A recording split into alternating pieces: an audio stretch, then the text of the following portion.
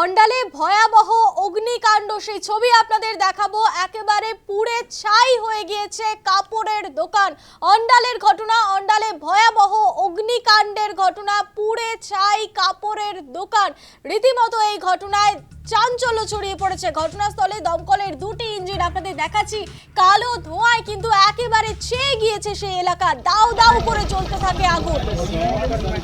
অন্ডালের not বাজারের কবিরাজ গলিতে আজ ভোরবেলায় কিন্তু এই অগ্নিকাণ্ডের ঘটনা। কাপড়ের দোকানে ভয়াবহ অগ্নিকাণ্ড আপনাদের দেখাচ্ছি। কালো ধোঁয়ায় একেবারে গোটা এলাকা ছেয়ে গিয়েছে এবং দাউ দাউ করে জ্বলছে সেই আগুন।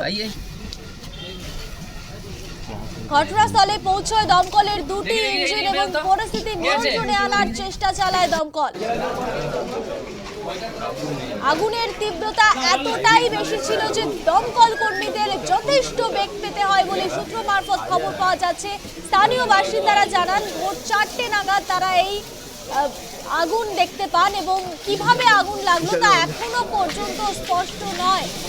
অন্ডালের কবিরাজ গলিতে কিন্তু আজ ভোরবেলায় এই অগ্নিকাণ্ডের ঘটনা। দমকলের দুটি ইঞ্জিন ঘটনাস্থলে পৌঁছয়, তবে আগুনের তীব্রতা এতটাই বেশি ছিল যে দমকল কর্মীদের রীতিমতো বেগ পেতে হয়েছে আগুন নেভানোর কাজে। আজ রাত থেকে এই বানগঙ্গা কাপড়ের দোকানটায় হঠাৎ করে আমরা পাশেই থাকি, আমরা ওখানে ডেকোরেটর ব্যবসা আছে, দেখছি ওর জানলা ফানলা থেকে আগুন আর ধোঁয়া বেরোচ্ছে। আমরা প্রায় 3:30 পৌনে 4টে থেকে দৌড়াদৌড়ি করছি, দমকলকে ডেকেছি। দমকল এসে প্রায় 2.5-3 ঘন্টা হয়ে গেল, এখনও আগুন কন্ট্রোলে আসেনি। কীভাবে যে লাগলো সেটারই আমাদের এখন চিন্তার বিষয়। আপনারা কতটা আতঙ্কে আছেন?